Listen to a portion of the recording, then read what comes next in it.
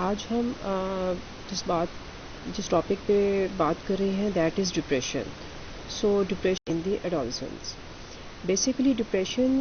جو بچوں میں ہوتا ہے وہ بالکل ڈفرینٹ ہوتا ہے. ان کے اندر غصہ آنا شروع ہو جاتا ہے, اریٹیبلٹی آنا شروع ہو جاتی ہے. شاید وہ اس لیے ہوتی ہے کیونکہ وہ اپنی باتوں کا اظہار کر نہیں پاتے ہیں. اور ایڈولسنس میں جب ڈپریشن کی ریزنز ہمیں پتہ ہوتی ہیں تو بیسیکلی یہ کہا جاتا ہے کہ سپر ایگو اور انکانشیس انفینٹائل کریکٹرسٹکس جو ہیں میں اثر کر رہے ہوتے ہیں. اس میں ہم یہ کہہ جاتے ہیں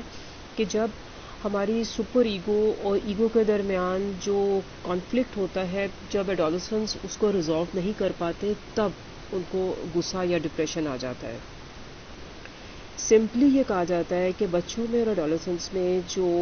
ڈپریشن ہے اس کے کچھ سمٹمز ایسے ہیں کہ کسی چیز میں ان کو کوئی بھی چیز کرنے کا مزہ نہیں آ رہا ہوتا. اگر وہ باہر ان کو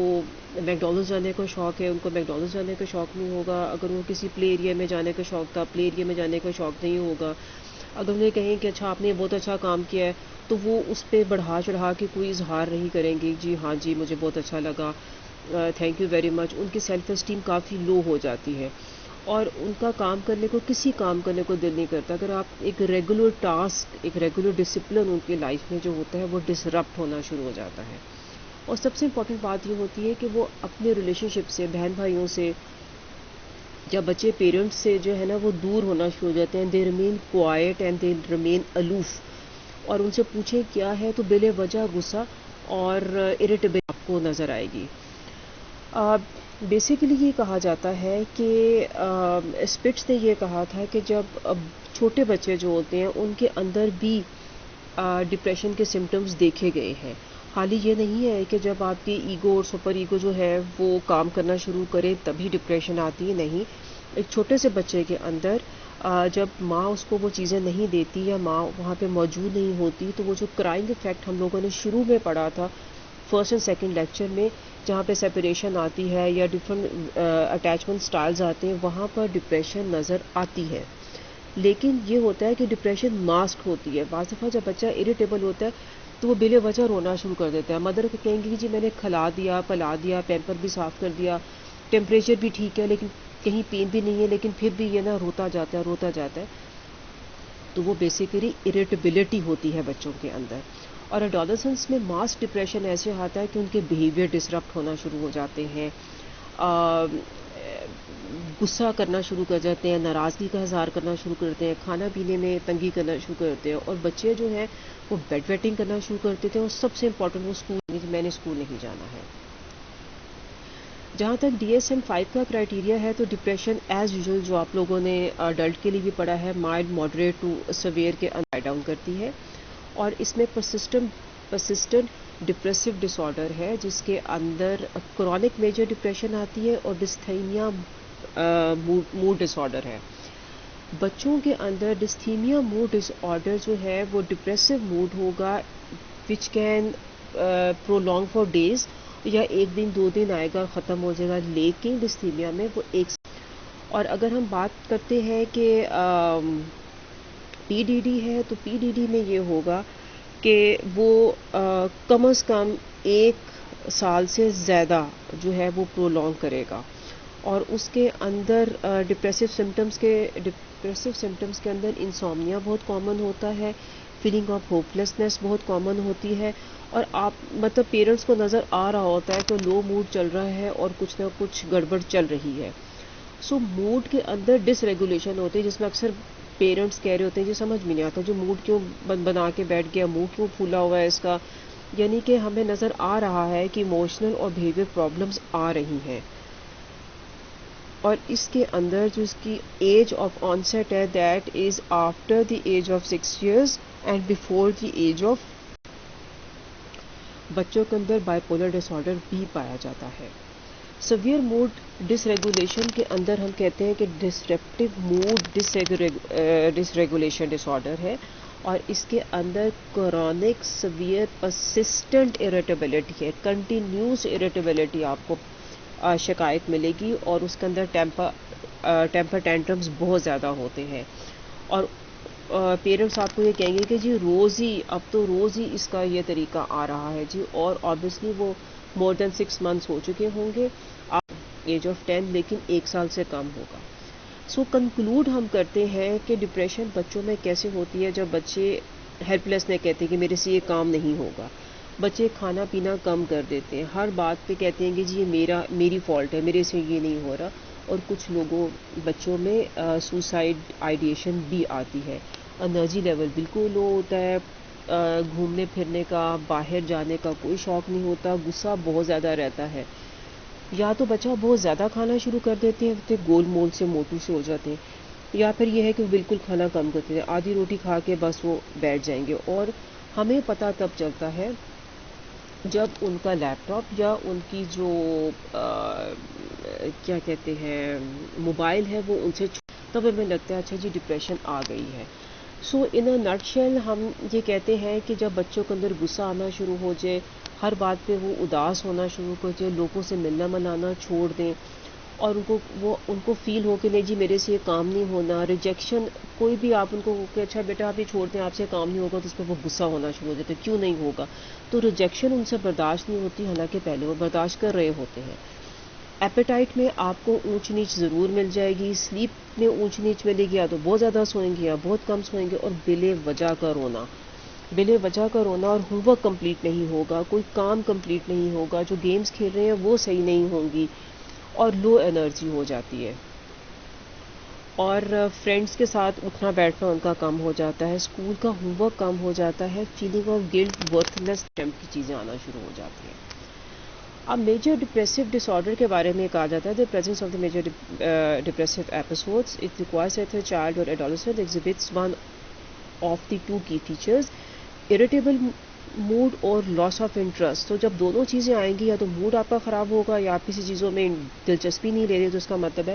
کہ بچے کے اندر ڈپریشن آ گئی ہے۔ These symptoms are accompanied by additional depressive symptoms including significant weight loss, weight gain, insomnia, hypersomnia, feeling of worthlessness, وہی جو ہم نے ساری بھی پڑھی ہیں، لیکن وہ پچھلے 2 ہفتوں سے یہ سارا کام ہو رہا ہوگا۔ پیرنٹس آپ کو بتائیں گے پچھلے 2 ہفتوں سے جی اس کو لو موڈ چل رہا ہے، کھانا پینا کم ہوا ہوا ہے، موڈ خراب ہو جاتا ہے، کسی چیز میں دلچسپی نہیں لیتا، اور ہم نے رول آؤٹ کرنا ہے کہ کوئی میڈیکل کنڈیشن نہیں ہے۔ بعض دفعہ بچے بیمار ہوتے ہیں تو ان کا کنڈیشن ایسی ہو جاتی ہے، ان کا پیٹ خراب ہے تو یہ کنڈیشن ایسی ہو جائے گی، اگر ان کو کوئی ایسی چیز کھانے میں دے دی گئی ہے، کوئی میڈیسن لے لی ہے یا کوئی فوڈ لے لیا جس کا کوئی ریئیکشن ہو گیا، ڈپریشن کے جو سمٹمز ہیں وہ ویریفائی ہو جائیں گے۔ اب اس کی ٹریٹمنٹ کی جہاں تک ہم بات کرتے ہیں تو اٹ از CBT، جو آپ لوگ ابھی بعد میں پڑھیں گے۔ CBT بچوں میں اور بڑوں میں تھوڑا سا ہی فرق آتا ہے، اور سلیگمن کی جو تھیوری ہے لرنڈ ہیلپ لیسنس کی، اس پہ ہم کام کریں گے، کیونکہ بچوں کو لگتا ہے کہ میرے سے یہ کام نہیں ہوگا، تو ان کی سیلف اسٹیم پہ کام کرنا پڑتا ہے۔ اینٹی ڈپریسنٹ دی جاتی ہے، SSRI دی جاتی ہے، میرے خیال ہے ڈیپری کیپ کے نام سے ایک سرپ آتا ہے، وہ بچوں کو دیا جاتا ہے۔ It is good and effective but at the end you need to work on the CBT۔ جب تک CBT پہ کام نہیں کریں گے آپ کو امپروومنٹ نہیں ملے گی، جیسے میڈیسن بند کریں گے ساتھ ہی جو ہے وہ سمٹمز جو ہے واپس آ جائیں گے۔ اور سب سے امپورٹنٹ کام یہ ہے کہ آپ نے پیرنٹس کو انوالو کرنا ہے، پیرنٹس کو انوالو کیے بغیر آپ CBT آپ کی جو ہے وہ بالکل کام نہیں کرے گی، اور کوئی اور ایکٹیویٹی بھی کام نہیں کرے گی۔ آپ ان کو جتنا مرضی کسی گروپ میں ڈال دیں، باہر کھیلنے کے لیے لے جائیں، لیکن جب تک پیرنٹس خود انوالو نہیں ہوتے ہیں اس وقت تک CBT جو ہے کوئی میڈیسن بھی اثر نہیں کرے گی۔ آگے ہم نے ساتھ ہی پڑھنا تھا کہ جی ہمارے پاس جب بچے آتے ہیں تو ان کے اندر انگزائٹی اور ڈپریشن کے سمٹمز مکس، اور انگزائٹی جب ہوتی ہے تو غصہ ہوتا ہے، نیند میں خرابی ہو جاتی ہے، بڑوں کی باتیں انہوں نے نہیں ماننی ہوتی ہیں، اور اس کے بعد لیک آف فوکس ہوتا ہے، اوائڈنس ہوتی ہے، انہوں نے کوئی کام نہیں کرنا ہوتا، اور اوور پلاننگ کرنا شروع کر دیتے ہیں، میں یہ بھی کر لوں گا، میں وہ بھی کر لوں گا، میں یہ بھی کر لوں گا، اور ہر چیز میں نیگیٹو ہونا شروع ہو جاتے ہیں۔ آگے ہم ابھی اس میں سے کچھ جو ہیں آپ سمٹمز دیکھیں گے وہ والے ہیں جو ہم نے پیچھے ڈپریشن میں بھی پڑھ چکے، اور there is a very mild difference between the depression and anxiety. صرف یہ ہے کہ ڈپریشن کے اندر سیڈنس اور کرائنگ بیہیویئر اور ویٹ لاس آئے گا، جبکہ انگزائٹی کے اندر ڈپریشن اور ویٹ لاس نہیں آئے گا۔ اب یہ ایک تھوڑا سا افیکٹو ٹریٹمنٹ انہوں نے بتایا ہوا تھا، جس میں انہوں نے کہا ہے بیسیکلی اس کے اندر کہ پیرنٹس کو چاہیے ہے کہ وہ بچوں کے ساتھ ٹائم لگائیں، پلے تھراپی کے تھرو چیک کریں کہ بچوں کو کیا ہو رہا ہے، کیونکہ ویسے بچوں کا ایگو سپر ایگو اس طرح کی نہیں ہوتی ہے کہ وہ ڈائریکٹلی آپ کو بتا دیں، بعض دفعہ انہیبیشنز اتنی زیادہ ہوتی ہیں کہ وہ چل نہیں سکتی ہیں، تو بچوں کو آپ نے پلے کے تھرو یا ڈرائنگ کے تھرو یا جو ہم پلے تھراپی کر رہے ہوتے ہیں کہ یہ جو ہم اینیملز کے ساتھ کھیلتے ہیں، ڈالز کے ساتھ کھیلتے ہیں، اس کے ساتھ یا ہم کوئی ایسے وغیرہ رکھوا لیں تو اس میں ہمیں پتہ چل جاتا ہے کہ کیا ہو رہا ہے. جب ہمیں پتہ چل جائے گا تو جس موڈ سے آپ کو پتہ چلے گا اسی موڈ سے آپ ان بچوں کا ٹریٹمنٹ بھی سٹارٹ کریں گے. یہ نہ ہو کہ موڈ کوئی نہیں ہو تو وہ آپ کو رزلٹ نہیں ملے گا. یہ ایک بہت ہی ہاچ پاچ قسم کا ڈیزائن ہے جس میں ہمیں انگزائٹی نظر آتی ہے کہ بچے کہیں گے جی مجھے صبح صبح کھانسی ہو جاتی ہے یا مجھے وامٹنگ آنا شروع ہو گئی ہے، اور وہ سارا دن جو ہے وہ نروس اور فجٹی رہیں گے، اور پھر ہم اس چیزوں کو اگنور کر کے پرولونگ کرنا شروع کر دیں گے تو ہمیں نظر آئے گا کہ وہ ان کی آئی کانٹیکٹس خراب ہو گئے ہیں، ان کی گرومنگ خراب ہونا شروع ہو گئی ہے، ڈسرپٹیو بیہیویئر شروع ہو گیا ہے. تو انگزائٹی جو ہے وہ پہلے فزیکل سمٹمز کے ساتھ آتی ہے، اس کے بعد وہ موڈز پہ ہلکا سا آ کے برش کرتی ہے، اور اس کے بعد وہ اپنے آپ کو اوپنلی جو ہے وہ ڈسپلے دیتی ہے. جب اوپنلی ڈسپلے ہو جاتا ہے اس وقت تک پیرنٹس ہمارے پاس تب آتے ہیں جب اوپن ڈسپلے ہوتا ہے. تو جس طرح یہاں پہ لکھا ہوا ہے کہ نیگیٹیولی سیلف فوکس تھاٹس کب آئی ہیں، جب سوشل اوائڈنس تھی اور انسیکیور بیہیویئر تھا، اور اس کے بعد فیلنگ آف سک کہ میں نے یہ نہیں کرنا، میں نے وہ نہیں کرنا، ادھر نہیں جانا، ادھر نہیں جانا، اور بیسیکلی اسکول ریفیوزل ہے، اور اس کے بعد سب چیزوں کو سوشلائزیشن چیزوں کو اوائڈ کرنا ہے. تو اس میں کیا ہوگا کہ نیگیٹو سیلف فوکس تھاٹس آنا شروع ہو جاتی ہیں. اس طرح یہ انہوں نے اس طرح کا یہ بنایا ہوا ہے جس کے اندر آپ جس طرح 2+2=4 اس طرح ہم کرتے ہیں تو اس طرح آپ اس میں اس کی دیکھ سکتے ہیں. ٹریٹمنٹ کے اندر وہ یہ بات کر رہے ہیں کہ جی چیک کریں کہ بچہ کیوں پریشان ہے، پلے کے تھرو یا what ever policy you have, play is the best, اور تھرو آرٹ اینڈ کلرنگ، اور اس کے بعد اس کو ریلیکس کروائیں، چیک کروائیں تھرو ببلز یا وہی جب پینٹنگ کے تھرو اور آرٹ کے تھرو اور اسٹوری رائٹنگ کے تھرو، یا جب ہم ڈالز کے ساتھ کھیل رہے ہیں کہ اس کے انر تھاٹس کیا ہے، اور ان پہ آپ نے فوکس کرنا ہوتا ہے. وہیں پر آپ نے ان سے پوچھنا ہے کہ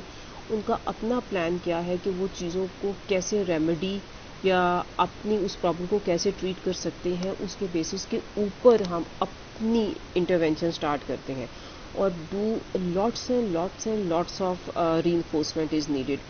بہت زیادہ تعریف کریں، کیونکہ ڈپریشن کے اندر ڈاؤن ورڈ جب ہم ڈپ جانا شروع کرتے ہیں تو سب سے پہلے ہمارا سیلف کانفیڈنس، سیلف اسٹیم خراب ہوتی ہے، اور سب سے پہلے ہم نے فوکس بھی سیلف اسٹیم میں، سیلف کانفیڈنس پہ کرنا ہوتا ہے. جب آپ اس کے سیلف ریوارڈ کے اوپر کام کریں گے تو آپ کو آٹومیٹیکلی تھوڑا سا جمپ اپنے ٹریٹمنٹ کے اندر نظر آئے گا.